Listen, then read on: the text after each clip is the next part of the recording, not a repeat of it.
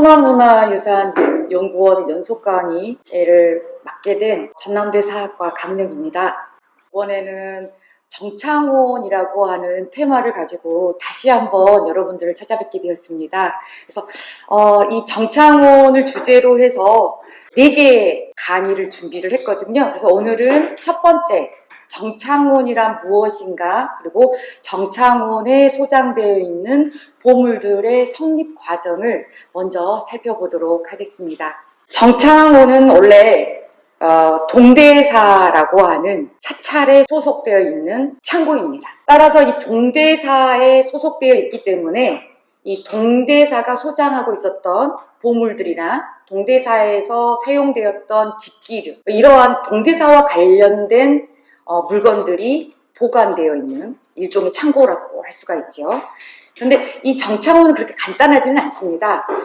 원래 이 정창이라고 하는 단어는 일본의 나라 시대에서 해안 시대에 걸쳐서 고대에 해당되죠. 이 시기에 뭐 중앙에 아주 큰 사찰이라든지 신사 또는 지방의 관청 뭐 이런 곳에 집기류들이 필요하기 때문에 물품들이 필요하기 때문에 그 물품들을 보관해두는 창고들이 반드시 있었고요. 특히 이제 지방에서 이제 조세를 걷어들일 때, 세금을 걷어들일 때 쌀로 걷어들이거든요. 그래서 이 조세를 정세라고 했습니다. 정세. 그래서 이러한 정세를 걷어서 보관하는 창고, 그래서 정창이라고 하는 단어가 만들어지게 됩니다. 그래서 이러한 정창이라고 하는 창고가 있고, 근데 이 창고들이 하나만 있는 게 아니라 복수가 있었고, 이 복수의 이 창고군을 하나의 토담이라든지 이러한 울타리로 구획을 해놓은 공간을 우리는 정창원이라고 합니다. 그러니까 소수가 있었을 때는 정창이고요. 여러 개가 하나의 모아서 있었을 때는 우리는 이걸 정창원이라고 하는 거죠. 그래서 유명한 고대 일본의 사찰이라고 할 수 있는 뭐 법륜사, 흥복사, 서대사 이러한 사찰에도 정창원이 있었습니다. 자, 근데 문제는 현재는 이 정창원이라고 하는 이 장소는, 이 공간은 동대사 하나에만 존재한다는 거죠. 원래는 이게 보통 명사, 어디든지 있었던 지방 관청이든 간에 아니면 큰 사찰들에는 반드시 정창원이 있었는데 지금 현재는 동대사 정창원만 남아있다. 그래서 현재는 정창원 하면 이건 고유명사를 의미합니다. 먼저 창고라고 했죠. 그래서 이 창고의 형태를 좀 살펴보도록 하겠습니다. 그림을 보시기 전에 개설적으로 말씀드리면 창고인데 좀 특이하게 생긴 창고예요. 그래서 천장의 석가래는 편백나무, 흰옥기로 만들어졌고요. 지붕은 기와 지붕입니다.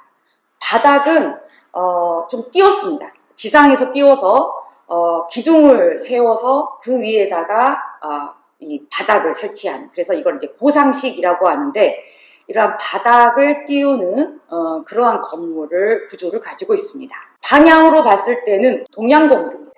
그래서 동양을 바라보고 있고 남북으로 길게 이렇게 위치하는 그러니까 한동의 건물입니다. 그래서 바닥을 띄웠다고 했기 때문에 바닥의 높이는 한 2.3m 정도고요. 총 높이는 14m, 넓이는 33m, 그리고 이 바닥을 띄우면서 초석 위에다가 기둥 40개를 박아놨습니다. 그 위에 이제 건물이 위치하는 거죠. 왜 이런 식의 건물을 지었느냐? 바로 이제 그 일본의 기후라는 것들 좀 염두에 두셔야 합니다. 그러니까 특히 이제 교토, 오사카, 나라라고 하는 이 지역은 굉장히 해양성 기후이기 때문에 습기가 엄청나게 좀 심합니다. 그래서 가능하면 이 습기를 차단하기 위해서 이렇게 바닥을 띄우는 이러한 구조를 갖고 있었습니다. 그래서 한동 안에 창고가 3개가 있는데요. 그래서 동양을 바라보고 남북으로 위치하기 때문에 오른쪽부터 북창, 중창, 남창이라고 편의적으로 우리는 구분을 하고 있습니다. 한동 안에 3개의 건물이 들어있어요. 그런데 북창과 남창은 구조가 통나무를 얼기설기로 이렇게 얹혀가지고 만든 통나무 형태의 건물이고요.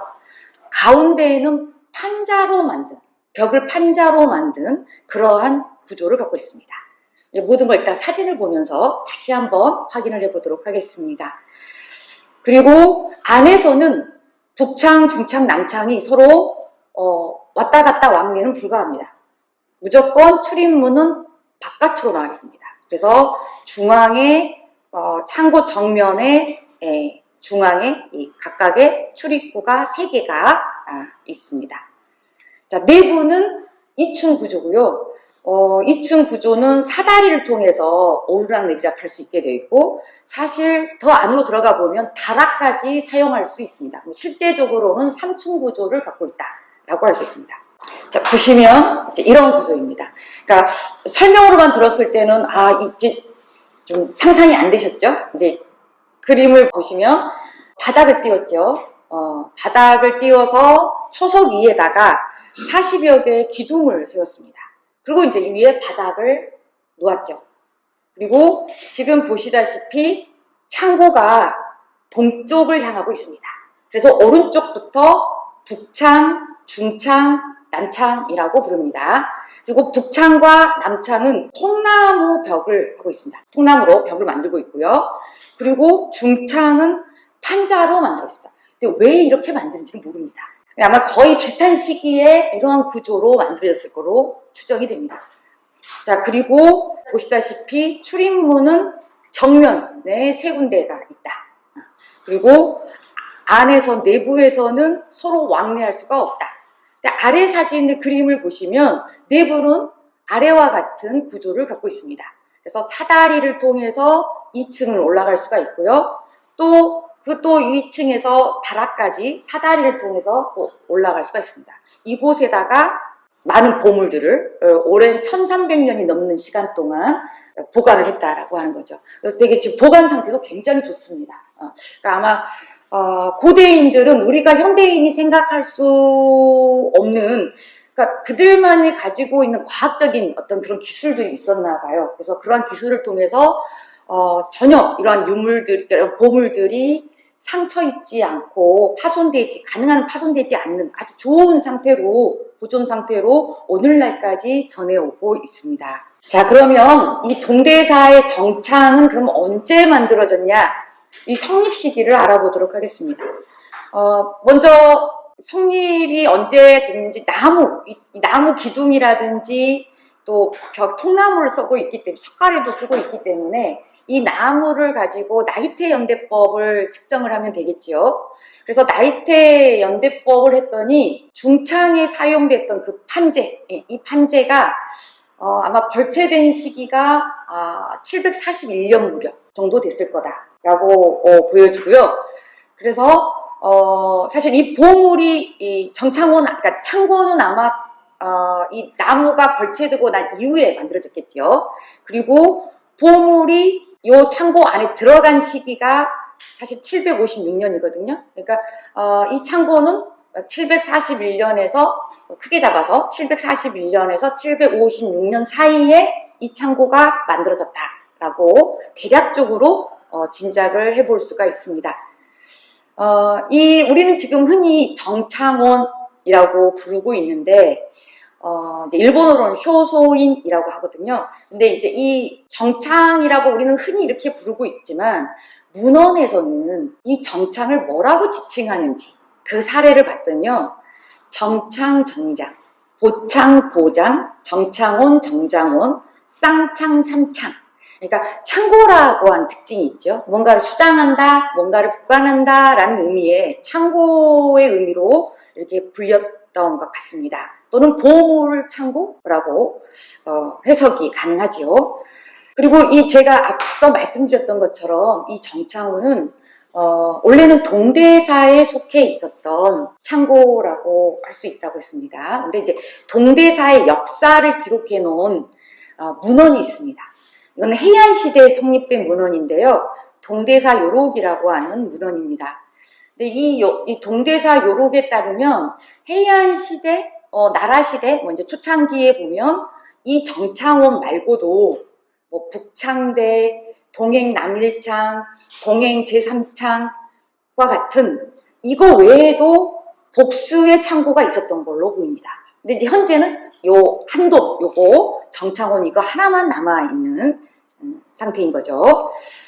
또 이 정창원 보물과 관련해서 이제 그 정창원의 구조 자체가 가능하면 습기로부터 보물을 보호한다라고 하는 이 목적의식 속에서 이 창고가 만들어졌는데 이것만으로 완벽하게 보물을 보존을 할 수가 없습니다. 그러니까 때때로 외기를 좀 세워줘야 되죠. 그러니까 좀 통풍을 좀 세워주고 이제 벌레 먹은 것도 이제 햇볕에 좀 말려주고 이런 과정들이 필요합니다. 그래서 이 정창원의 보물들이 해안 시대 때 이렇게 그 외기를 쐬는 그러한 이제 작업들을 여러 차례 하거든요. 근데 그 작업을 할 때 보물들의 점검도 같이 합니다. 그래서 그때 문서가 남아있는데 그 문서를 우리는 이제 폭량문서라고 합니다. 폭량이라고 하는 건 햇볕도 쐬어주고 공기도 쐬어준다라는 뜻입니다. 자, 그래서 이 문서가 4통 정도 남아있는데 이 4통의 그 문서 안에서는 정창 말고도 외 동쪽에도 쌍창이 또 있었던 걸로 추정을 해볼 수가 있습니다. 자, 이 보물은 일단 이 정창 안에다가 이렇게 수납을 해놨는데요. 근데 그대로 그냥 보물을 그대로 이렇게 수납을 해놓은 게 아니고요. 되게 정성껏 수납을 했습니다. 그래서 이 보물들을 삼나무로 만든 괴짝에다가 하나씩 이렇게 넣어서 다시 창고 안에다가 수납하는 형식으로 보관을 했습니다. 근데 이 삼나무가 또 그 나무가 가진 그 특징이 습기를 굉장히 잘 빨아들인다고 하더라고요. 그러니까 이중으로 습기로부터 보물을 보호해야겠다라고 하는 의지가 강하게 투영되어 있다라고 볼 수가 있는 거죠. 자, 보시다시피 그냥 보물을 그냥 창고 안에다 딱 처박아 둔 게 아니라 이렇게 생긴 이걸 이제 일본에서는 이제 가라비츠라고 해가지고 다리가 밑에 이렇게 달려 있는 괴짝, 이러한 그 직사각형의 괴짝에다가 각각의 보물들을 수납해서 보관을 했습니다. 제가 이제 정창원에는 보물들이 수납되어 있다라고 했습니다. 이 보물들이 어떤 의미를 가지고 있는지 조금 살펴보도록 하겠습니다. 먼저 북창입니다. 이 북창은요, 오늘날까지 칙봉창입니다. 칙봉창이라는 건 뭐냐면 이 창고는 함부로 열 수가 없어요. 그러니까 열쇠로 평상시에 자물쇠로 잠겨 있다는 거죠. 그러니까 아무나 열 수가 없고 오로지 천황의 허가를 받아야만이 이거를 열 수가 있다는 거죠. 그러니까 뭔가 천황과하고 굉장히 밀접한 관계가 있는 그러한 보물이겠구나라고 추정을 할 수가 있죠. 이제 결론부터 말씀드리면 여기 이 북창에는 동대사에서 가장 중요한 핵심적인 보물들이 보관되어 있는 창고입니다. 그래서 이 나라 시대를 대표하는 천황이 쇼무 천황이거든요. 이 쇼무 천황과 그의 부인 고묘황후의 물품들이 바로 이 북창에 보관되어 있습니다. 그래서 가장 핵심적인 보물군이다 라고 할 수 있죠. 자, 두 번째 창고, 이 중창 판자로 되어 있는 벽이 이 중창도 칙봉창입니다. 처음부터 칙봉창이었던 건 아닙니다. 북창은 처음부터 칙봉창이었거든요. 아주 중요하게 천황가의 물건이 들어가 있기 때문에 그런 거고, 두 번째 이 중창은 칙봉창이 아니었다가 12세기 무렵 그 이전에, 훨씬 더 그 이전에 칙봉창으로 바뀌게 됩니다. 이 중창에는 뭐가 보관되어 있느냐? 동대사와 관련되어 있는 물품이 바로 이 중창에 보관되어 있습니다. 그래서 동대사에서 법회를 할 때 사용됐던 물품이라든지, 그리고 이 동대사라고 하는 이 사찰이 단순한 일개 사찰이 아니거든요. 8세기 나라 시대 일본을 가장 대표하는 그 사찰이고요. 그리고 이 시기에 일본의 수도가 헤이조쿄라고 하는 곳에 있었는데 이 헤이조쿄에서 가장 큰 건물이 바로 동대사였습니다. 그리고 동대사는 이 쇼무 천황과 고묘황후가 건립한 사찰이고요. 그래서 이 사찰은 굉장히 일본 안에서도 가장 중요한 사찰이었다라고 할 수 있는데, 그러다 보니까 이 사찰을 만들고 운영하는데 국가가 많은 개입을 합니다. 그래서 국가에서 사찰을 만들고 운영하면서 거기 안에서 사경소도 운영을 하거든요. 대장경을 만드는 사경소도 만듭니다. 그래서 여기서 사용되었던 물품들 또는 문서 기록들 이런 것들이 다 중창에 있습니다. 그러니까 역사학자들한테 연구자한테는 사실 북창, 중창, 남창 중에 가장 중요한 게 어느 거예요? 라고 물어보신다면 중창입니다. 그 고대 사료가 거의 다 이 중창에 있습니다. 그리고 바로 이제 이 동대사를 만들고 운영하는데 운영을 했던 기관이 바로 조동대사사라고 하는 국가기관입니다. 그래서 이 기관에서 사용됐던 이제 서류라든지 뭐 이런 것들이 생생하게 아직도 남아 있습니다. 우리가 흔히들 정창원 문서라고 하는 게 바로 이 중창에서 나오는 겁니다. 자, 세 번째는 바로 이 난창입니다. 이 난창은 좀 격이 조금 떨어집니다. 이거는 강봉창입니다. 이건 이제 천황이 이걸 여는데 천황의 허가는 필요 없습니다. 승강의 허가가 필요하죠. 그러니까 이 승강이라고 하는 거는 불교 교단을 관할하는 일종의 교단이라고 생각을 하시면 됩니다. 근데 국가가 관장하는 교단입니다. 그래서 이 승강의 허가만 받으면 남창 정도는 열 수가 있습니다.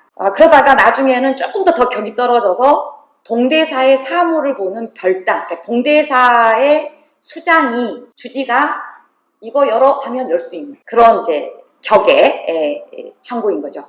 그렇다고 해서 난창에 소장되어 있는 보물들의 수준이 떨어지는 건 아닙니다. 여기 이 난창에는 역시 이제 불교용품이 여기 안에 보관되어 있고요. 752년에 일본에서 엄청나게 큰 법회가 열립니다. 동대사 안에서요. 그래서 이 법회를 뭐 동대사 대불개안회라고 하는데 이 법회에서 사용되었던 물품이 고스란히 남아 있습니다. 이 남창에. 그리고 또 원래는 이제 그 동대사에는 여러 정각들이 있거든요. 그래서 이 동대사의 대불전 말고도 이 다른 정각 중에 하나가 이제 견세본이라고 하는 나라시대의 정각이 있는데 이 정각 옆에도 원래 정창이 있었어요. 그런데 이때 이제 이 정창이 950여 년 전에 그러니까 950년에 파손되면서 그 물건, 그 견세곤에 속해 있던 창고에 보관됐던 물건이 남창으로 옮겨옵니다. 그러니까 정리를 하자면 정창원의 보물들은 천안가와 관련된 물품, 또 동대사와 관련된 물품, 또 동대사의 다른 정각들에 있었던 것들이 옮겨온 물품으로 구성되어 있다라고 정리를 할 수가 있습니다. 자, 그러면 이 동대사의 오늘날까지의 발자취를 조금 보자면요.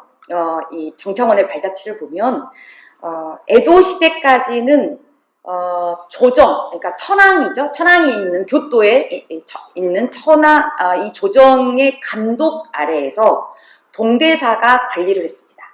여러분들이 이제 아시는 일본의 전국시대 유명한 무장인 오다 노부나가도 이런 동대사 보물에 관심이 있어서 와서 이렇게 향이라고 할까요? 침향이 이렇게 몸이 또 좋잖아요. 침향 일부를 이렇게 떼어가기도 하고 그렇기도 합니다. 자, 그런데 일단은 동대사 관리하에 놓여져 있었다는 거죠. 그러다가 이제 메이지 유신이 일어나고 동대사가 가지고 관리하고 있었던 이 정창원의 보물을 국가에 반납을 합니다.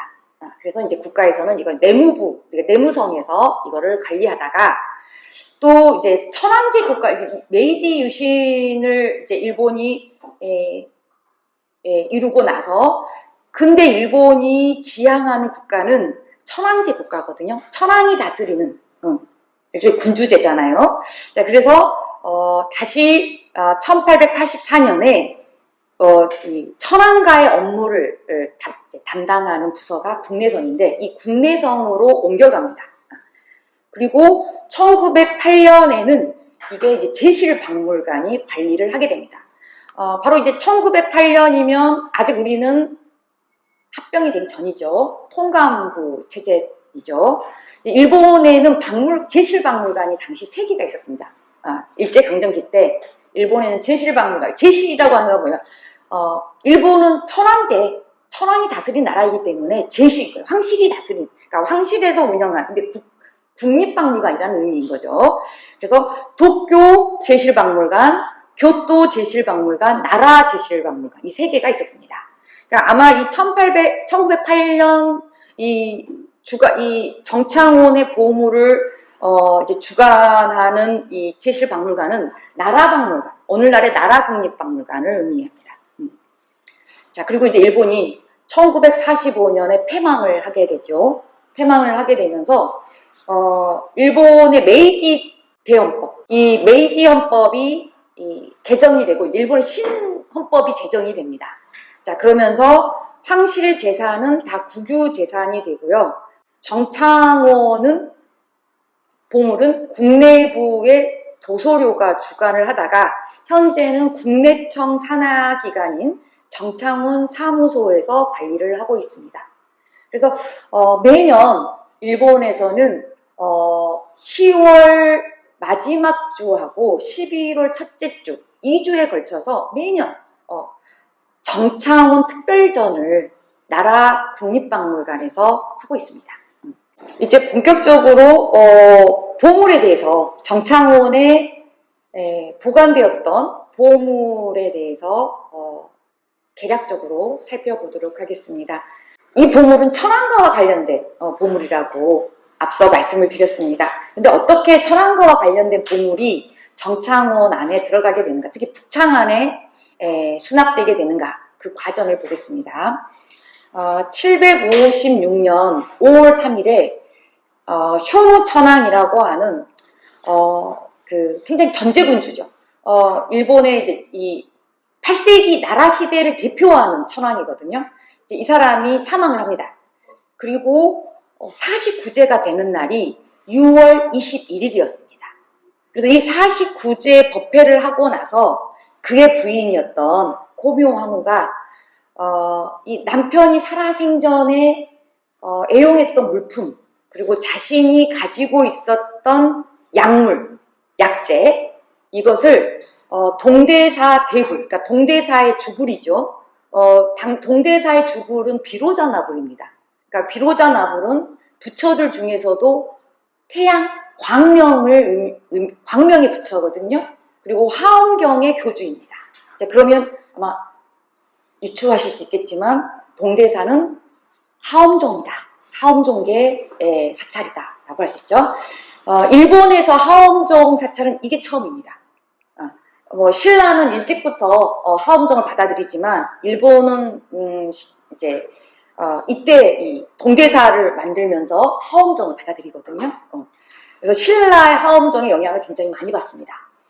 자, 그래서 동대사 비로자 나불에게 이제 남편의 극락왕생을 기원하면서 49제 때 이제 일부의 물품을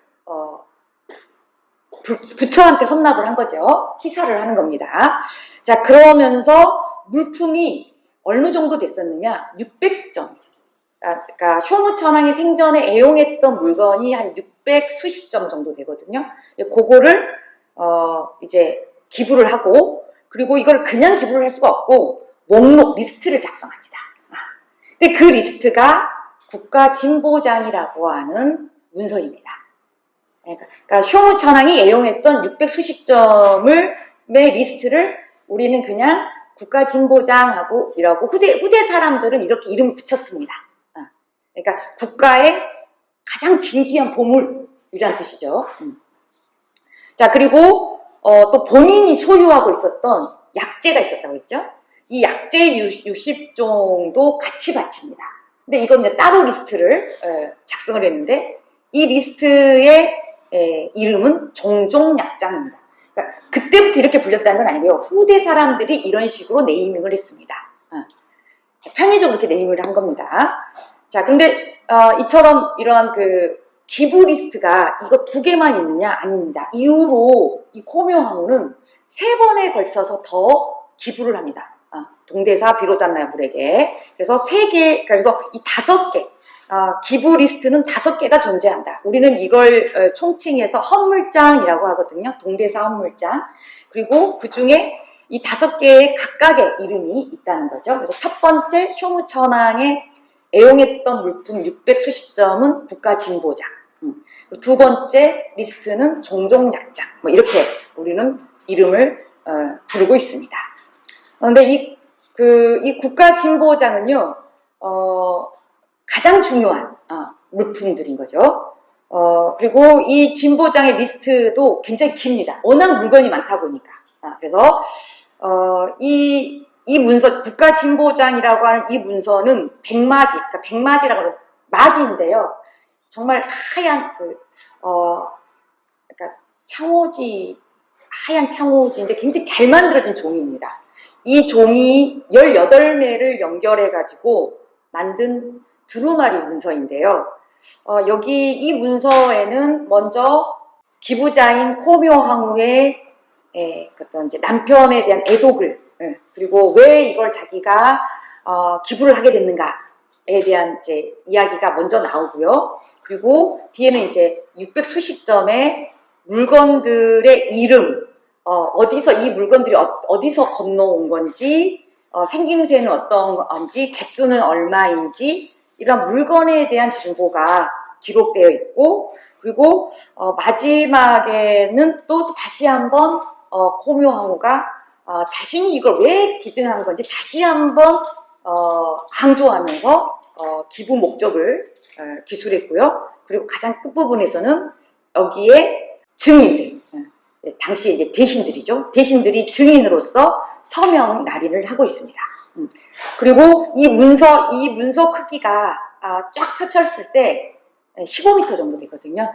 그래서 이 15m에 달하는 이 문서에 빽빽히 480개의 옥새, 그러니까 천황의 도장이 480개가 빽빽하게 찍혀 있습니다. 그러니까 모든 문서에 빈틈없이 도장을 찍고 있습니다. 지금 보시는 게 바로 국가진보장입니다. 지금 이 사진에 보시면 이런 이제 두루마리인 거죠. 이게 이제 5개가 이렇게 있었던 거죠. 그래서 이게 이제 이걸 5개를 다 합쳐서 뭐 동대사 헌물장이라고 하고 각각의 이름이 또 따로 있습니다. 그래서 첫 번째가 바로 국가진보장이라는 거죠. 그래서 지금 이게 백마지인데 지금 이제 시간이 1300년이 지났기 때문에 이제 이 하얀 색깔이 좀 누렇게 좀 변화한 거죠. 그리고 보시면 이렇게 빨간색으로 뭔가 이렇게 그 선들이 이렇게 그림이 보이잖아요. 이게 첨황어세라고 한자가 찍힌 옥새입니다. 이걸 480개를 3당 구성으로 빽빽하게 이 문서에다가 날인을 했습니다. 그래서 끝에 보면 이 기증에 대한 증인들의 이런 그 수결이 이렇게 각각 날인되어 있는 것들을 볼 수가 있습니다. 자, 그리고 그 효무천황이 생전에 애용했던 물품 600점이 이 국가진보장 안에 있는데요. 이게 지금 현재 다 남아있느냐? 그렇지 않습니다. 생각보다 많이 유실되었습니다. 이 1300년이라는 시간 동안에 뭐 어떤 사람들은 그 황실 안에서, 일본의 왕실 안에서 이제 천황가의 보물이기 때문에 일부 대출했다가 반납 안 하는 경우도 있고, 그래서 굉장히 상당수가 지금 현존하지 않는 것들도 꽤 있습니다. 또 이제 600점 안에 좀 주목해 볼 만한 게 뭐냐면 당시 코묘항우의 글씨가 남아있다. 위에 보시는 요 글씨가 왕이지의 악의론이라고 하는 책이거든요. 그거를 왕이지체로 필사한 겁니다. 코묘항우가. 반면에 밑에 있는 이 문서도 600점 안에 국가진보장 안에 들어있는 보물 중에 하나거든요. 이건 이제 잡집이라고 하는데 효무천황의 친필입니다. 이 잡집은 뭐냐면 위진남북조 시대부터 당나라 때까지 불교와 관련된 시문들을 모아놓은 겁니다. 그래서 딱 글씨를 보면 어떤 사람들의 성격이 보인다라고 하죠. 코묘항우의 글씨를 보면 이게 여성 글씨인가 싶을 정도로 굉장히 자유분방하고 대담합니다. 큼직큼직하고요. 그리고 반면에 효무천황 뭐랄까요? 되게 예민하고 뭐랄까요? 좀 깔끔할 것 같고 정돈되고 이렇게 질서 있고 같은 아주 예민한 성격의 소유자일 것 같은 그러한 느낌을 주는 서체입니다. 자, 국가진보장은 앞에서 말씀드렸던 것처럼 쇼노 천황이 평소에 애용했던 600 수십 점이 들어가 있는데요. 그 중에 이 물품들 600 수십 점이 그냥 마구잡이로 이렇게 리스트에 올라 있는 건 아닙니다. 그러니까 중요한 순서대로 뭔가 기준이 있었을 거고, 이 리스트에 올라갈 때 첫 번째는 어떤 물건, 두 번째는 어떤 물건, 마지막은 어떤 물건이라고 하는 뭔가 기준이 있었을 거라는 거죠. 그래서 아마도 첫 번째에 올라온 물건이 아마 이 국가진보장 안에서 호묘항우가 가장 중요하다고 생각했던 물건이었을 것 같습니다. 근데 그래서 첫 번째 물건이 뭐냐면 가사입니다. 가사 9점입니다. 가사가 9점, 그러니까 스님이 두르는 이 가사가 9점이 가장 첫 번째 리스트에 올라가 있습니다. 이유는 뭐냐? 쇼노 천황도 그렇고 호묘하고도 열렬한 불교 신자입니다. 또한 쇼노 천황은 천황으로서 일본 역사상 유일하게 출가한 사람입니다. 그러니까 천황이 출가한 거 승려가 된 거죠. 그래서 아마 이 가사는 9점은 쇼노 천황이 실제로 불렀던 가사인 거예요. 그래서 이 중 9점 중에 또 중요한 게 뭐가 있냐면요. 한 점, 그 중에 한 점은 그 밀교를 중국에 전달한 그 인도 승려가 바로 금강지 삼장이라고 하는 승려거든요. 근데 이 금강지 삼장의 가사가 이 9점 안에 들어가 있어요. 근데 이 9점 중에 하나, 지금, 정창원의 현재 9점의 가사가 남아있거든요. 근데 이 9점 중에 과연 금강지 삼장이 둘렀던, 가사가 어떤 건지는 알 수가 없습니다. 그리고 이제 여러 가지 이제 물품들이 나오고, 마지막은 어상 2점이 마지막 물품으로 나옵니다. 근데 이 어상은 뭐냐면, 침상이에요. 싱글베드. 그래서 아마 쇼무 천황하고 황후가 썼던 이 침대가 마지막 물품으로 이렇게 리스트에 실려 있습니다. 자, 그러면 국가진보장 안에 있는 이제 그 각각의 물건을 보기 전에 가장 많은 물건이 뭐냐면요, 무기류입니다. 왜 무기류가 요 안에 들어가 있는 이렇게 많은지를 알 수는 없어요. 그런데 아마 이제 쇼무 천황이 소유하고 있었던 무기인 것 같습니다. 그래서 대도가 100점, 활이 100점, 화살통이 100개, 투구가 100개. 그래서 이 600 수십 점 중에 3분의 1을 이 무기들이 차지하고 있습니다. 그러면 현재 이 무기들은 남아있느냐? 안 남아있습니다. 왜냐면 국가진보장 안에 있는 이 물건을 이제 동대사 대불에게 이제 기증하고 난 이후에 8년 후에 일본 안에서 큰 내란이 발생해요. 근데 이때 이 내란이 바로 이제 후지와라 나카마루의 난이라고 하는 내란인데요.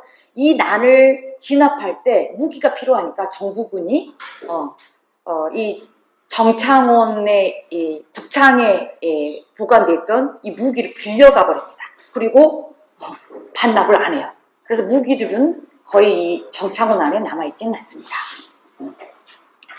자, 그러면 호묘왕후는 왜 이처럼 이 600 수십 점 자기 남편이 평소에 정말 살아생전에 참 알뜰살뜰히 잘 사용했던 이 물건들을 그냥 부처에게 기증을 하게 됐을까요? 근데 그 이유가 끝부분에 잘 나타나 있습니다.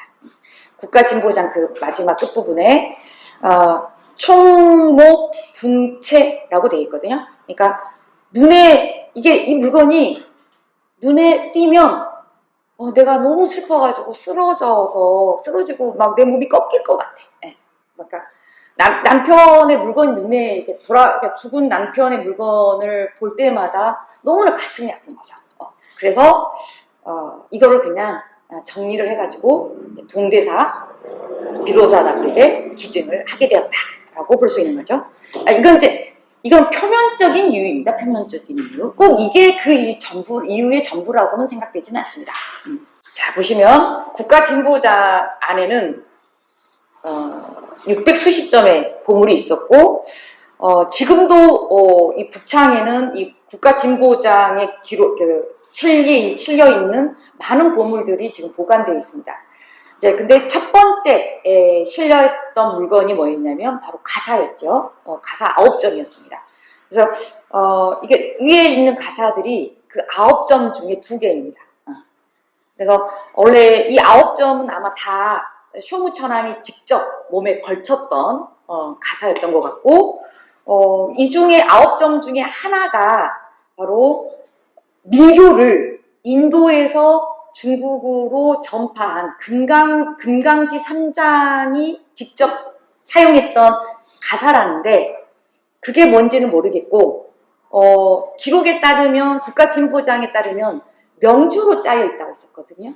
명주로 된 거여야 되는데, 지금 9점 다 가사, 남아있는 9점 가사들을 보면 명주로 된 게 없습니다.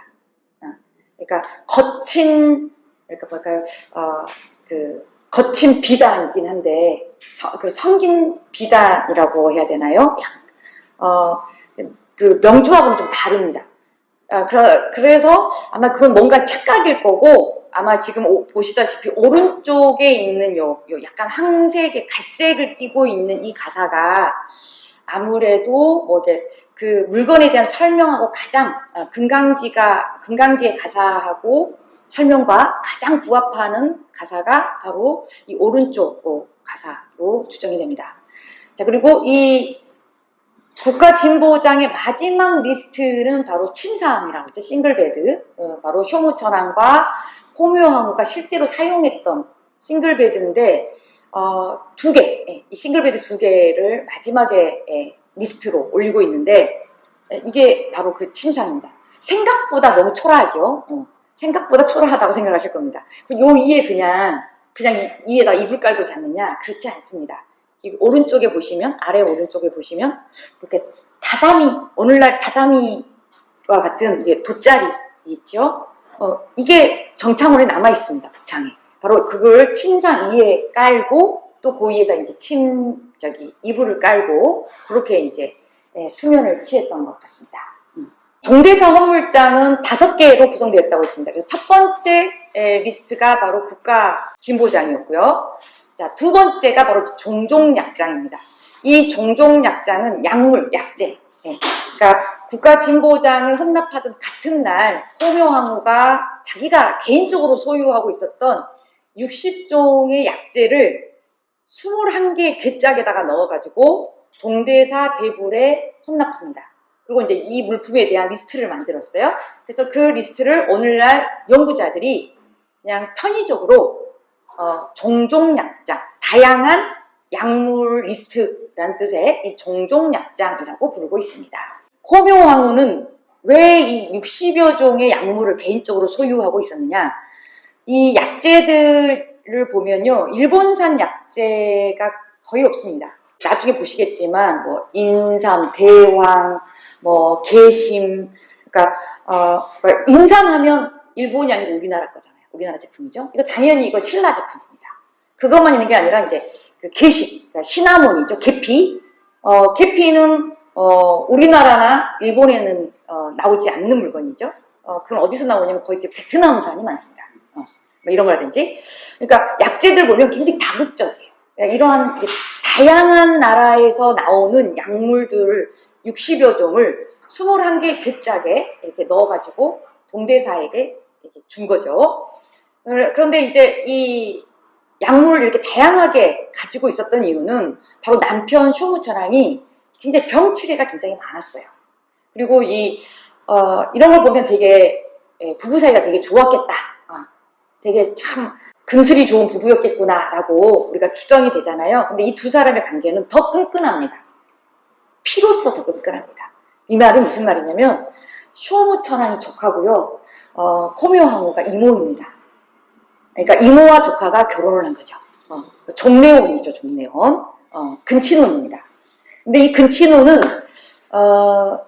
아주 드문 예는 아닙니다. 고대 사회에서는 지구상의 그 어떤 나라든 간에 근친혼 사례는 굉장히 많이 나타납니다. 우리나라도 신라 같은 경우는 근친혼이 이루어지거든요. 또 고려 왕건의 자손들은 근친혼을 하잖아요. 그러니까 엄마만 다르면 결혼이 가능했습니다. 그러니까 이건 아주 특별한 예죠. 특히 이제 가장 최상위 계급에서 이루어지는 결혼의 그 특수성이라고 할 수 있는데, 이렇게 근친혼을 하는 이유는요, 딱 하나밖에 없습니다. 피의 순혈성을 지키기 위해서입니다. 그러니까 그러니까 피가 섞여버리면 권력이 분산된다는 걸 의미해요. 권력을 내가 다른 집단하고 나눠야 되는 거죠. 내 친족이 아닌 다른 사람들과 권력을 나눠야 하기 때문에 나와 같은 피를 가지고 있는 사람과 결혼을 하는 게 이 권력을 우리가 가장 독점하기에 좋다라는 거죠. 유럽에는 합스부르크가 유명하다고 할 수 있겠죠. 일본도 고대에는 일본 천황강은 고대엔 거의 근친혼입니다. 근친혼이 아주 일반적으로 이루어졌다. 이건 따라 이제 근친혼은 또 다시 또 한번 설명을 하기로 해드리기도 하겠습니다. 자, 넘어가고요. 자, 그리고 또 이렇게 약을 많이 갖고 있다 보니까 약물에 대해서 굉장히 좀 정통했어요. 그래서 시약원을 만들어서 일종의 이제 고대 병원에 해당되는 일종의 복지시설이죠. 이걸 만들었습니다. 그리고 이 코묘 항우는 국가진보장은 그냥 창고에다가 그냥 보관한 거예요. 그런데 이 종종약장은 실제로 아픈 사람에게 써라 라는 의미에서 기증을 한 거란 말이죠. 그래서 북창에 들어가면 그냥 이건 열쇠로 잠가버린 거기 때문에 이 약물을 뺄 수가 없어요. 그래서 이 종종약장에 실려있는 이 약재들은 북창이 아니라 중창에 들어가게 됩니다. 고묘항의 이 약물들은 이제 중창에서 보관하면서 중창은 처음에는 측봉창은 아니었어요. 천황이 명령이 있을 때만 열 수 있는 그런 건 아니었거든요. 그래서 이곳에서 이제 아픈 사람이 생기거나 전염병이 창궐하거나 그러면 필요한 약재를 가다가 시약원에서 일반인들에게 약재를 이제 보급하는 그러한 용도로 썼습니다. 그래서 현재 지금 정창원 안에 중창에 인삼, 개신, 대왕, 감초 이러한 40여 종의 약재가 남아 있습니다. 자, 그리고 이 종종약장 이 리스트는 100마지 3장을 연결해서 만든 문서고요. 똑같이 3당 구성의 45개의 옥새, 천황어새를 빈틈없이 이렇게 날인을 하고 있습니다. 자, 이게 바로 이게 지금 다 잘라놨거든요. 전체를 지금 잘라놨는데 3개로 잘라놨는데 앞부분, 중간 부분, 뒷부분입니다. 생김새는 국가진보장하고 똑같이 생겼죠. 자, 다음 3번째 리스트는 병풍화정 등장입니다. 그러니까 제목에서 리스트의 이름에서 유추가 가능한 게 병풍이 들어가 있구나. 유추가 가능하시죠. 화전이라고 화전이 뭔지는 모르겠으나 여기 물품 안에 화전이 중요하구나. 그리고 등등등이 들어가 있겠구나 라고 추정을 하실 수가 있습니다. 이 병풍화정 등장은요 756년 6월 21일 쇼무천왕의 49제에 이제 물품을 기증하고 나서 좀 한 달 정도가 지난 시점입니다. 이 시점에 왜 이 물건들을 동대사에 기증하게 됐는지는 이 리스트에는 그 목적이 적혀 있지는 않습니다. 그냥 다만 이번 이 7월 26일에 3번째로 기증한 물건으로는 구양순 서예가잖아요. 유명한 이 중국의 서예가죠. 구양순의 진짜 글씨가로 만든 병풍. 하여튼 그러니까 구양순의 글씨로 만든 병풍. 그리고 이제 화전. 이 화전은요 카페트입니다. 오늘날의 카페트. 그래서 이 카페트가 굉장히 많이 남아있어요. 이 정창원에. 근데 이건 일본에서 만든 카페트가 아닙니다. 이제 이런 제작지에 대해서 여러 가지 설이 있는데 아마 제 3강에서 아마 이제 이 카페트와 관련해서 다시 말씀드리도록 하겠습니다. 자, 그리고 중국 당나라풍의 신발, 수선해라고 하는 좀 더 화려한 신발, 또 은으로 만든 향로, 은은로, 또 현악기의 현, 이러한 물건들이 한 80여 점 정도가 7월 26일에 헌납이 됩니다. 그래서 이 5개 헌물장 중에서 이 병풍화정 등장에 대한 이유를 설명하는 이 원문이 없습니다. 그냥 다만 칙을 받들어 동대사에 헌납한다라고만 적혀 있습니다. 그리고 이 병풍화전 등장은 앞선 두 개의 리스트는 백마지로 하얀 종이로 이렇게 만들었단 말이죠. 근데 이거는 녹색, 약간 녹색, 옅은 녹색의 녹마지 2장으로 만들어서 똑같은 형식으로 3단 구성의 옥새를 빼곡히 18개를 이렇게 박은 나린한 그러한 문서입니다. 칼라 사진이 없어서 흑백 사진으로 가져왔습니다. 이렇게 단촐한 문서인 거죠. 자, 그래서 그 리스트에 실려 있었던 구양순의 진필, 그러니까 구양순 서체로, 그러니까 구양순이 진짜 구양순이 쓴 글씨로 만든 병풍이라고 했는데 이건 현재 남아있지 않습니다.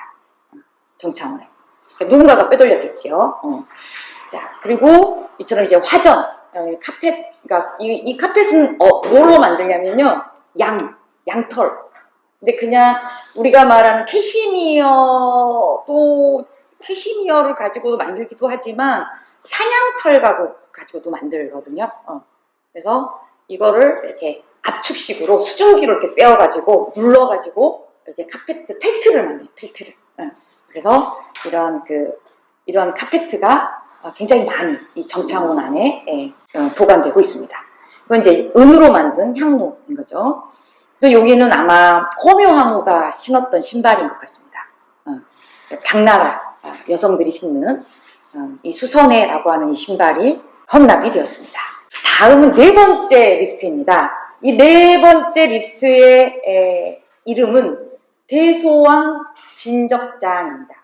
그러니까 대소왕이라고 하는 사람의 진짜 글씨라는 뜻이거든요. 근데 이 대소왕이 누구냐면 바로 우리가 그 서해의 성인 서선이라고 하는 왕이지입니다. 왕이지와 왕원지 부자, 이 부자의 서책, 그러니까 글씨가 있는 책 한 권을 헌납합니다.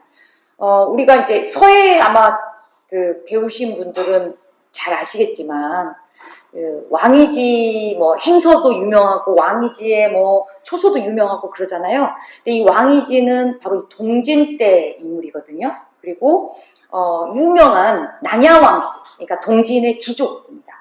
유명한 귀족 가문의 출신이고요. 근데 이 왕이지 글씨는 왕이지 사후에 엄청나게 중국에서도 많은 사람들이 좋아했습니다. 오늘날 우리도 좋아하잖아요, 왕이지 글씨. 자, 근데 오늘날 우리가 왕이지 글씨라고 하는 거를 인터넷 검색하면 우리가 볼 수가 있거든요. 근데 실제로 왕이지 글씨는 남아있지 않습니다. 이유는 뭐냐면 당나라 때 당태종이 이 왕이지의 찐팬이었거든요. 그래서 왕이지의 진짜 글씨를 다 샅샅이 다 찾습니다. 다 구합니다. 그래서 왕이지의 후손들을 다 찾아다니면서 왕이지 친필을 다 찾아요. 다 모아요. 다 모아갖고 이걸 이제 당태종이 워낙 왕이지 글씨를 좋아하니까 당시 사람들은 이제 왕이지 글씨를 이제 모사를 많이 합니다. 그래서 이제 일종의 카피본들이 이 당나라 때 굉장히 많이 만들어져요. 왕이지 글씨체가. 그리고 당태종이 죽으면서 왕이지의 진짜 진본들은 다 관으로 갖고 들어갑니다. 그래서 실제로는 왕이지의 진본은 하나도 남아있지 않아요. 근데도 우리가 왕이지 서체를 알 수 있었던 이유는 뭐냐면 바로 그 카피본들이 당나라 때 많이 만들어지고, 그리고 이때 신라도 견당사를 파견하고 일본도 견당사를 파견하거든요.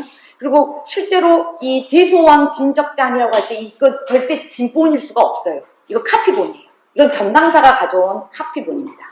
그래서 이 카피본을 통해서 우리는 이 왕이지의 서체를 오늘날 우리가 알 수가 있는 거죠.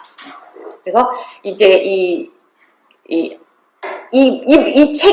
책은 아마 문서로 되어 있었던 것 같아요.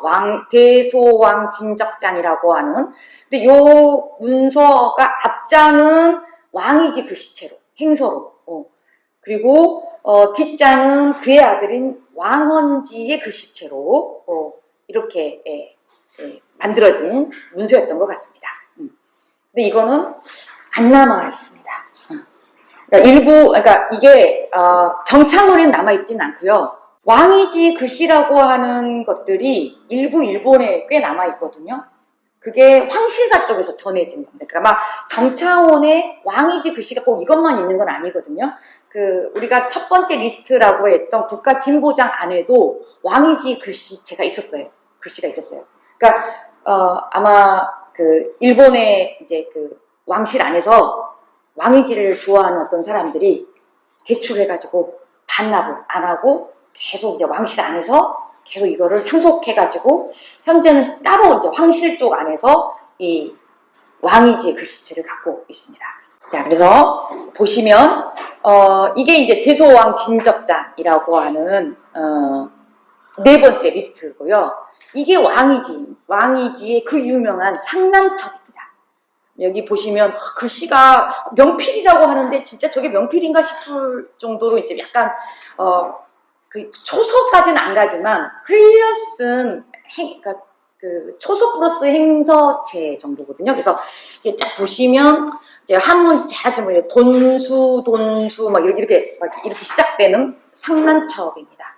그래서 아마 이게 국가진보장 안에 이게 있었는데 아마 쇼무천왕이 갖고 있었던 것 중에 하나였을 텐데 이걸 누군가가 대출해가지고 동대사에서 유출돼 버린 상태로 지금 일본에 남아 있습니다. 자, 마지막 리스트입니다. 이 마지막 리스트가 5개 중에 마지막 리스트는 758년 고묘항우가 이제 2년 후에 남편 죽고 나서 2년 후에 등원공 진적 병풍장이라고 하는 병풍 하나를 바칩니다. 근데 이 병풍은 뭐냐면 등원공이 누구냐면 바로 자기 아버지입니다. 후지와라 후이토라고 하는 자신의 아버지가 살아생전에 썼던 서예로 만든 병풍인 거죠. 그래서 이 병풍 2첩을 대불에게 헌납을 합니다.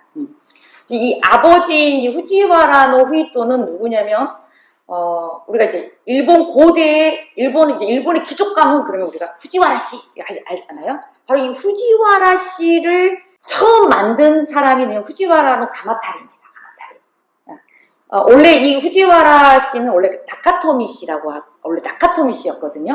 근데 이 나카토미 씨는 고대 일본에서 하늘과 땅, 그러니까 신과 인간을 연결하는 제사장이었어요. 그러니까 제사를 담당하는 시족이었어요. 그런데 대화 개신이라고 하는 정치 개혁을 이끄는데 혁혁한 공을 세우고 그러면서 천황으로부터 성씨를 하사받습니다. 그 성씨가 바로 후지와라 씨거든요. 그래서 나카토미 씨가 전부가 다 후지와라 씨가 된 건 아니고요. 가마타리의 가문만 후지와라 씨가 되는 겁니다. 그래서 이 후지와라 가마타리의 뒤를 이어서 그의 이제 적자가 되는 인물이 바로 후지와라 후이토고 이 후이토의 딸이 바로 쇼무천왕의 부인이자 오늘의 이 기증을 한 당사자 코묘항우라고 할 수 있습니다. 근데 이 코묘항우가 이 5개 리스트가 들어가잖아요. 이 5개 리스트에 실려있는 이 유물이 총수가 얼마 정도 되느냐 대략 9,000점이 넘습니다. 총수 합계 토탈 한 9,000점이 넘는데 이 9,000점의 보물 중에 이 코묘항우는 자기가 가진 것 중에 가장 값진 것은 바로 아버지 것, 아버지가 남긴 이 병풍이다 라고 이야기를 할 정도예요. 그래서 가장 아낀 물건이 마지막에 동대사 대불에게 기증이 되고 있습니다. 자, 이게 바로 마지막 리스트인 거죠. 자, 그래서 이 동대사, 이 5개 동대사 헌물장은 다시 정리를 하자면 5개로 이루어졌다. 그런데 약물을 빼고는 이 종종약장이라고 하는 이 약물은 중창에 그러니까 필요할 때마다 꺼내 써야 되기 때문에 잘 열 수 있는 쉽게 열 수 있는 중창에 보관됐고 나머지는 다 북창에 보관됐습니다. 그러니까 이건 한 번 들어가면 웬만한 일 아니면 나올 수가 없는 물건들이죠. 그래서 이걸 이름하여 장내 어물이라고 합니다. 한 번 들어가서 나올 수가 없는, 천황의 허락 없이는 나올 수 없는 가장 핵심적인 물건들이었다. 그렇지만 실제로는 나라 시대에서 해안 시대에 걸쳐서 이 중요한 이 장내 유물들이 많이 대출되었어요. 그러니까 관리도 좀 나름 엄중히 했거든요. 뭐 장부도 만들고 장부도 만들고 했지만 반납을 안 하면 그만인 거잖아요. 그런 거죠. 자, 그래서 많은 장내 유물들이 나라 시대와 해안 시대를 거치면서 유실되어 버립니다. 그리고 이 세 개, 크게는 지금 현재 이 세 개, 북창, 중창, 남창 이 세 개로 이렇게 나뉘어 있지만 이게 후대에 막 서로 섞이기도 많이 하거든요. 현재 많이 섞이기도 합니다. 그러면 오늘날에 우리가 뭐 북창, 중창, 남창 이렇게 편의적으로 구분한 거는 근대 와서 일본이 메이지 시대에 와가지고 이 정창원에 대한 본격적인 과학적인 조사를 하게 되면서 이러한 유물에 대한 분리 작업, 정리 작업이 이루어지게 됩니다. 자, 그래서 북창에는 중요한 이러한 장내 유물들이 있었고 중창에는 동대사와 관련된 물건들이 있었다. 자, 특히 중창에는 조동대사사라고 하는 관청과 관련된 물건들이 집중적으로 보관되어 있습니다. 근데 이 조동대사사라고 하는 이 관청은 동대사를 만들고 운영하는 데 필요한 관청이었습니다. 그래서 이 안에는 여러 개 또 부서들이 있어요. 그 중에 하나가 이제 사경소가 있는 거죠.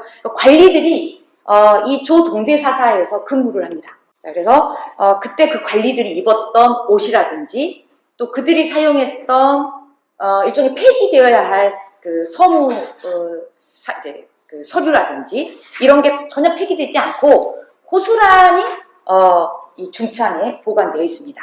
아마 이게 이제 다른 곳에 가지 않고 중창에 그대로 폐기된 이유는 아마 조동대사사가 이제 동대사가 어느 정도 그 기동을 하게 되면 굳이 이런 그 관청을 운영할 필요가 없거든요. 그래서 이제 조동대사사를 축소 폐지하면서 그때 사용했던 물품을 그냥 아무 빈 공간에다가 이렇게 쑤셔 박아뒀는데 그게 이제 그대로 남아버린 거죠. 그게 이제 중창에 있는 바로 조동대사사 관련 물품이다. 특히 이 중창에 있는 이 문서, 이 문서군이 역사 연구자한테는 가장 중요한 보물입니다. 특히 이 조동대사사에서 사용했던 종이들은요, 우리가 진짜 그 관공서 가면 종이 되게 많이 사용하지 않습니까? 근데 요즘은 워낙 종이가 흔해서 이면지 쓸 일이 없단 말이죠. 그런데 고대에는 종이가 되게 비쌌어요.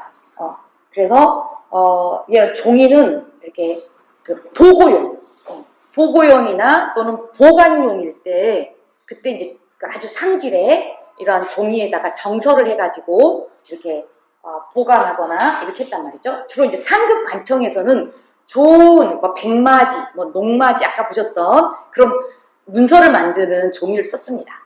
자, 그리고 나서 이제 이게 쓸모가 없어져요. 이 문서가. 그래서 이걸 폐기를 해요. 근데 이거 아깝잖아요. 이 종이가. 그래서 하급 관청, 좀 격이 떨어지는 하급 관청에 이거를 내려줍니다.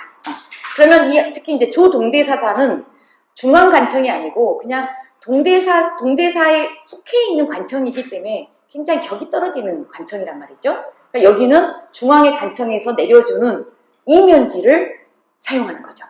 그러니까 필요한 걸 이제 잘라갖고, 문서를 잘라가지고, 그 이면에다가, 깨끗한 이면에다가, 이제, 서무 문서를 쓴다든지, 또는 사경도 이렇게 그 뒤쪽에다가 이렇게 해가지고 쓰기도 합니다.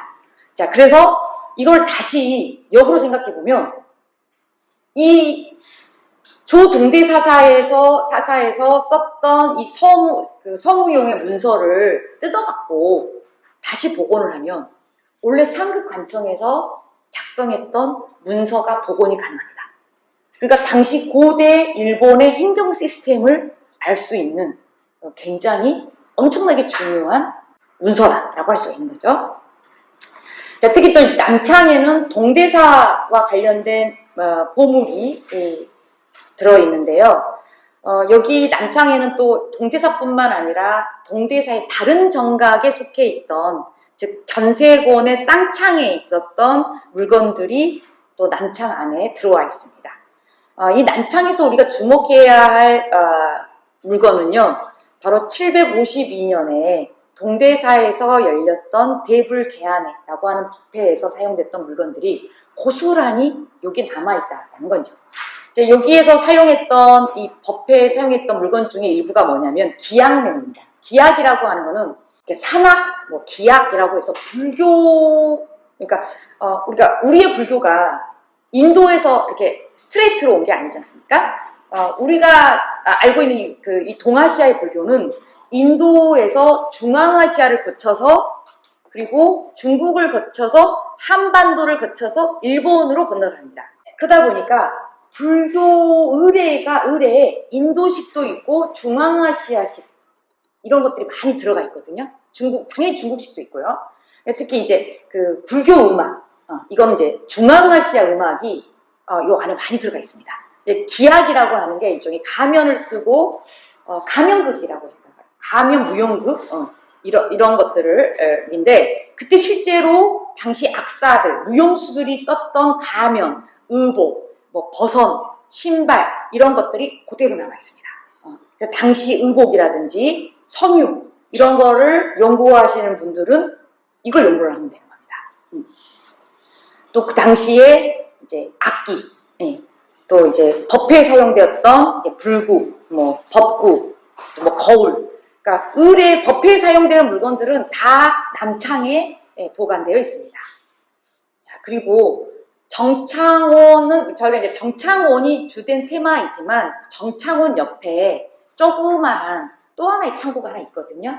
근데 이 창고는 성어장 경곤이라고 하는 일종의 대장경을, 일종의 팔만대장경과 같습니다. 일본의 팔만대장경이라고 생각하시면 됩니다. 그래서 성어장 경곤이라고 하는 대장경을 모아놓은 창고가 하나가 있습니다.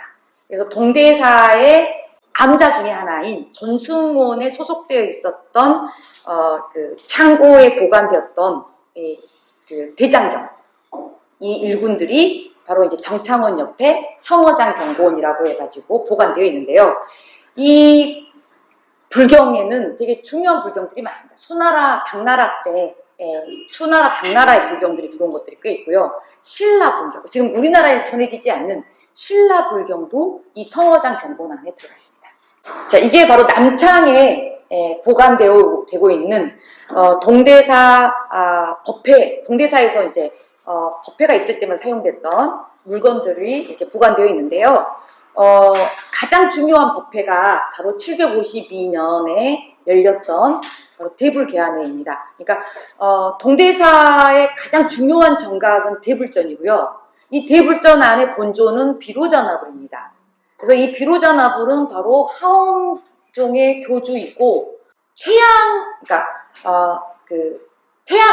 일종의 광명 부처인 거죠. 그러니까 부처님의 자비가, 그러니까 비로자나불은이라고 하는 이 부처의 자비가 태양의 빛이 지구 세상, 세계 어느 곳 비치지 않는, 햇살이 비치지 않는 곳이 없잖아요. 비치지 않는 곳이 없을 정도로 비로자나불의 그 자비는 많은 중생들에게 많은 자비가 이른다, 미친다라는 의미를 갖고 있거든요. 자, 그래서 이 비로자나불의 크기가 15m입니다. 그래서 동대사 대불의 15m의 대불을 완성을 하고, 그리고 마지막이 이제 눈동자를 그리는 작업. 이걸 그렇게 되면 이제 대불이 완전히 완성이 되거든요. 그래서 이 대불의 눈을 그리는 이 법회가 대불개안회라고 하는 법회입니다. 이 법회에는 10,000명 이상의 사람들이 모였습니다, 당시. 그래서 보리천나라고 하는 천축국, 그러니까 인도 출신의 승려를 비롯해가지고요, 그 일본 승려들, 또 10,000명, 그리고, 천황, 황후, 대소신료들, 이렇게 10,000명이 넘는 사람들이 이 법회에 모여서 마지막 작업, 가장 중요한 거. 눈동자를, 부처님의 눈동자를 찍는 이 작업을 하는 거거든요. 근데 이거 혼자 하는 게 아니고요. 그 인도 출신의 보리천나라고 하는 그 스님이 지금 보시는 붓이 되게 크거든요. 대형 붓이거든요. 이걸 대표로 잡습니다. 잡으면 지금 밑에 보시면 실타래가 있지요. 이 쪽빛 염색이 되어 있는 이 실타래를 붓 끝에다가 매답니다. 그리고 이 실타래를 다 늘어뜨려요. 길게 늘어뜨리고 그러면 이 법회에 참석했던 10,000명이 그 실을 잡습니다. 그리고 같이 눈동자를 찍는 거예요. 그러니까 일종의 오늘날의 테이프 커팅이죠. 그게 그대로 남아있습니다. 그리고 이제 이 법회를 할 때 일종의 의례이기 때문에 막 흥행을 해야 된단 말이죠. 사람들을 막 불러 모아야 돼요. 사람들을 불러 모으려면 뭔가 신기한 거, 사람들이 흥을 돋굴 수 있는 그 좀 약간의 노래와 춤 이런 게 필요하잖아요. 그게 바로 기악입니다. 그래서 그때 무용수들이 음악에 맞춰서 그러니까 중앙아시아풍의 이러한 그 가면을 쓰고 좀 약간 에로틱한 춤을 그러니까 불교 의례하고 맞진 않으나 약간 좀 에로틱한 춤을 추면서 사람들의 흥을 돋는, 법회의 흥을 돋는 그때 사용되었던 물건들이 바로 남창에 남아 있습니다. 자, 지금 보시는 게 바로 이 752년에 동대사에서 열렸던 대불개안회였습니다. 이 비로자, 지금 보시면 비로자 나불이 지금 이렇게 안에 있지요. 이게 15m예요. 높이가 15m이기 때문에 처음에 정각을, 대불전을 지어놓고 불상을 넣을 수가 없어요. 무게가 700톤입니다. 이게 기중기도 없는데 이게 고대 사람들 이거 못 움직입니다. 자, 그러면 이걸 그럼 어떤 식으로 하느냐? 불상을 먼저 만들어 놓고 그 위에다가 정각을 씌우는 거죠. 그러니까 먼저 대자 부분을 먼저 범을 뜨고 연범을 뜨고 주문을 뜨고 그 위를 흙으로 덮는 거죠. 흙으로 덮고 또 다시 또 입부분을 위에다 올려서 또 쪄서 이 올리고 또 흙으로 덮어. 그렇게 이런 과정을 거쳐서 이제 머리까지 다 이렇게 하고 이제 흙을 이제 털어내면 불상 15m의 불상이 이렇게 완성이 되는 거죠. 자, 그리고 이 보시다시피 이제 시연하는 장면인데 오른쪽에 이렇게 당시 752년에는 이 보리천나라고 하는 천축국 출신의 인도 승이 이렇게 그 의식을 주도했다. 그리고 저 북끝에서 그 실이 이렇게 나와서 여기 참여했던 10,000여 명이 넘는 이 군중들이 그 실끝을 잡고 하나의 마음이 되어서 이 비로자 대불에 이렇게 눈동자를 그렸다. 이 법회가 엄청나게 성대하게 열렸다라고 합니다. 자, 그리고 당시에 이 그 중창에서는 주로 동대사와 관련된 문서군들이 나왔다고 했죠. 바로 이 이러한 그 재활용 문서를 방고 문서라고 합니다. 상급기관에서 사용되었던 문서군을 받아가지고 그 이면지를 사용하는. 근데 이게 사실상은 역사하는 입장에서는 이러한 그 재활용 문서들이 저희들에게 엄청난 많은 힌트를 줍니다. 자, 지금까지 정창훈을 지금 집중적으로 살펴봤는데요. 제가 처음 정창훈에 대해서 정의를 할 때 정창훈은 옛날에는 보통명사였으나 현재는 고유명사다. 그리고 이 정창훈은 동대사에 딸려있는 창고다라고 했습니다. 그래서 이 동대사가 도대체 뭐길래 이렇게 엄청난 보물을 갖고 있느냐라는 점이죠. 이 동대사는 8세기의 일본 열도에서 가장 큰 건물이었습니다. 가장 큰 건물. 이 동대사를 지은 인물이 바로 쇼무천왕과 그의 부인이었던 고묘왕후였어요. 이 두 사람은 이모와 조카 관계라고 했지요. 정략결혼입니다. 정략결혼인데 이 두 사람 사이에서 애가 2명이 나옵니다. 2명. 애를 둘을 낳아요. 첫째는 딸이었고요. 그리고 딸을 낳고 한 10여 년 동안 소식이 없다가 어렵게 아들을 낳습니다. 근데 이 아들을 너무 어렵게 얻은 아들이라 너무 귀한 나머지 돌도 지나지 않았는데 황태자로 책봉을 합니다. 근데 이 아이가 돌도 못 지나고 요절을 해요. 죽어버려요. 그러니까 얼마나 슬프겠어요. 그래서 이 죽은 아들을 위해서 이 두 사람이 오늘날 동대사 아마 일본 나라현을 여행을 하시면 반드시 동대사를 한번 가보실 텐데 이 동대사 뒤쪽에 산이 있거든요. 원래는 그 산사에서부터 시작을 합니다. 그러니까 쇼무천왕과 고묘황후의 아들을 추모하기 위한 사찰이었던 금종산사에서부터 시작을 합니다. 자, 그러다가 735년에서 737년에 걸쳐서 딱 3년입니다.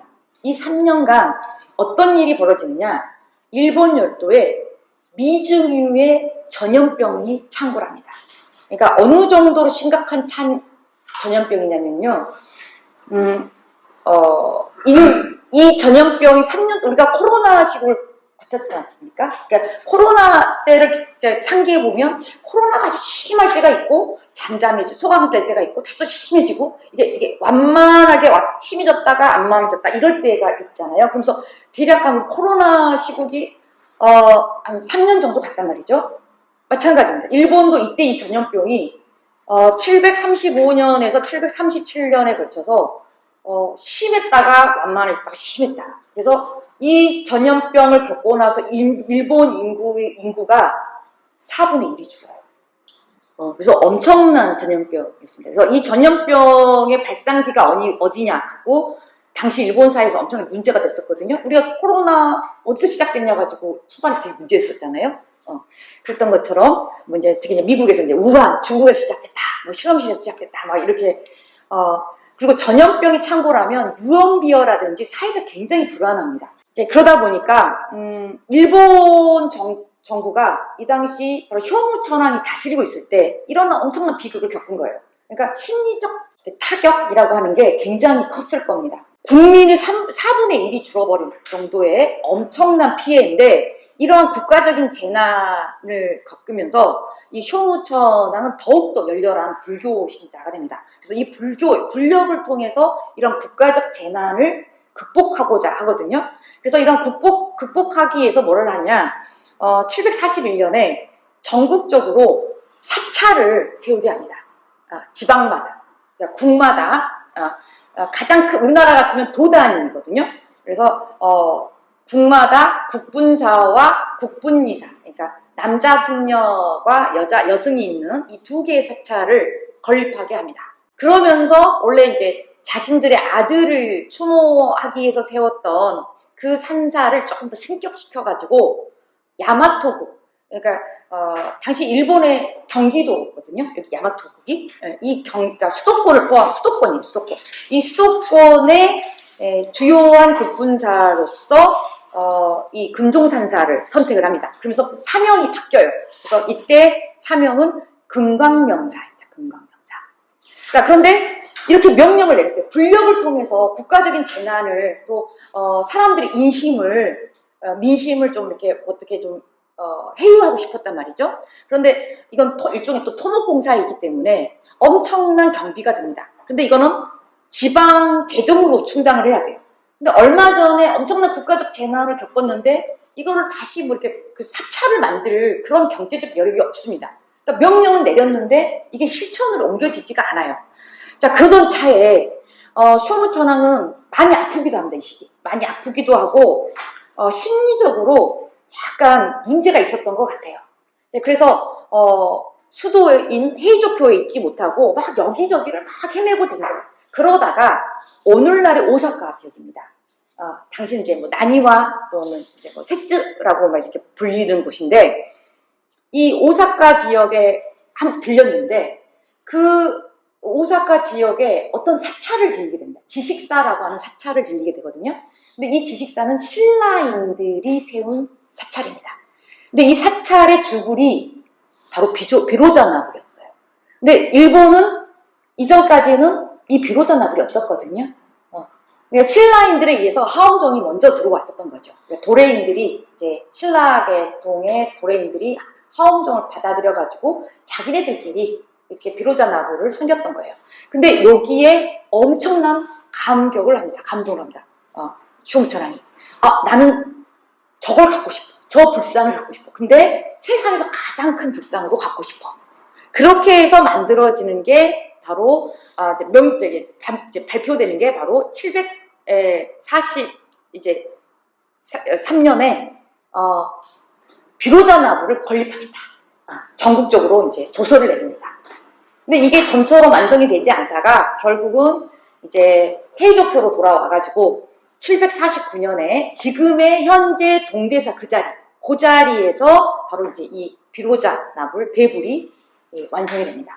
또 우리가 불상을 만들 때 필요한 게 뭐가 있냐면요, 청동 뭐 이런 것도 필요하겠죠. 당연히 청동 주물로 하는 거니까. 그런데 또 중요한 게 뭐냐면 바로 금입니다. 금이 있어야 됩니다. 그러니까 금이 산출이 돼야 불상이 금박을 핍니다. 당시 이전까지는 일본에서 금이 발견되지 않았어요. 근데 마침 이때 이 비로자 나부를 만들 때 일본에서 동북 쪽에서 금이 나옵니다. 금강이 발견됩니다. 그렇게 해가지고 하여튼 15m, 하여튼 크기로는 15m, 무게로는 700톤이 넘는 이 동대사의 대불을 완성하고 752년에 성대한 대불 개안회를 열게 되죠. 그리고 이제 이후에 이제 여러 정각들을 세우는 거죠. 지붕도 이제 올려야 되고요. 이제 이 대불 위에다가 이제 정각을 씌우는 거죠. 주변에 또 다른 정각들도 만들어 갑니다. 만드는 이런 작업들은 바로 중창과 달려 있었던 조동대사사라고 하는 관청에서 이러한 건물들을 만들어 갑니다. 제가 보시면 이게 이제 동대사 대불전입니다. 지금의 이 동대사 대불전은요, 에도 시대 때 준건된 겁니다. 그러니까 나라 시대 때, 이 8세기 때 쇼무천왕 때 만들었던 거는 전란으로 가마쿠라 시대 때 불타고 없어요. 그리고 이제 에도 시대 때 몇 번의 준건을 거쳐서 이 에도 시대 때 모습을 하고 있습니다. 그러니까 최초의 대불전의 크기의 3분의 2에 해당됩니다. 그러니까 원래는 더 컸던 거죠. 자, 그리고 그 안에는 바로 이 비로자 나불이 이렇게 안치되어 있습니다. 그러니까 뒤에 광배를 보시면 이제 이렇게 햇빛이 광명을 뜻하는 이런 광배가 되어 있지요. 자, 그리고 이 대불전이 이제 약도로 보시면 여기 동대사 구역이거든요. 여기가 동대사 구역인데요. 여기가 대불전 중심 구역입니다. 그리고 뒤쪽이 원래 강당터입니다. 강당터, 이렇게 그러니까 스님들이 공부하는 강당터였는데요. 그 바로 뒤편이 바로 정창원입니다. 현재도 지금 이 정창원이 여기에 있는 거죠. 그러면 지금 한 9,000점의 그 보물은 그럼 지금 이 나라 시대 이 정창에 그대로 보관되고 있느냐? 그렇지 않습니다. 이제 메이지 시대 때 이제 조사를 했는데 아무래도 1300년 동안 이제 유지를 하고 있긴, 뭐 해체 공사도 하고 보건 공사도 했으나 다시 요 안에다가 이 9,000점에 넘는 그 보물을 좀 넣기는 좀 그래서 따로 건물을 내진 설계, 하여튼 막 여러 가지 방제 이러한 설계를 해가지고 1960년 이후로 따로 현대식 건물을 만들어서 따로 보물들을 보관하고 있습니다. 근데 이제 건물은 그대로 남아있는 거죠. 자, 여기까지입니다. 자, 1강은 일단 정창원이라고 하는 게 무엇이고, 정창원에 보관되고 있는 보물이 어떤 식으로 성립되었고 오늘날까지 전해오는지에 대한 그 과정들을 살펴보았습니다.